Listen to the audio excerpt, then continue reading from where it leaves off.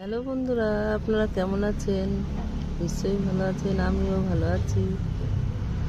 আমার এই ছোট্ট বাগানে দেখুন কিছু কিছু শাক সবজি, ফল গাছ, এগুলো হয়েছে ফুল গাছ, এগুলো হচ্ছে আপনাদের দেখাতে চলেছি।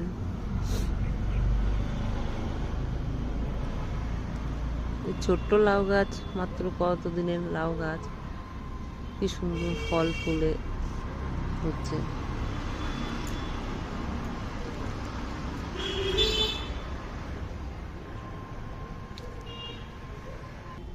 এগুলোতে আমি রাসায়নিক কিছু দিই না, শুধু জৈব সার, গোবর সার আর হচ্ছে ওই ভাতের ফ্যান, চাল ধোয়া জল, এইসব দিয়েই তৈরি করা।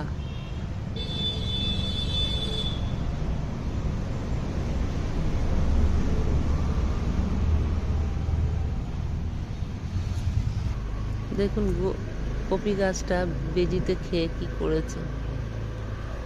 এই জন্য আমি এই উপরে তুলে রেখেছি, উপরে তুলে এইভাবে বেঁধে তৈরি করছি গাছ, কপি গাছ।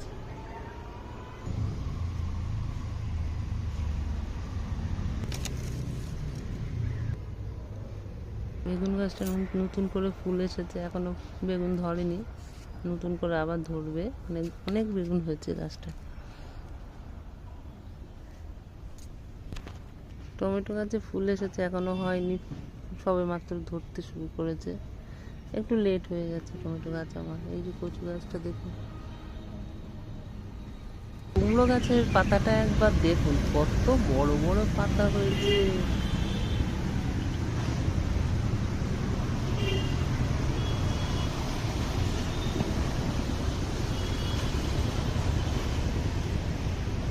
সাধারণত এরকম পাতা বড় বড়, আমি কাছ থেকে দেখছি, আমি বুঝতে পারছি এগুলো সাধারণত মাটিতেই এরকম হয়, কিন্তু টবের মধ্যে এত সুন্দর গাছ হয় না, এত হেলদি হয় না।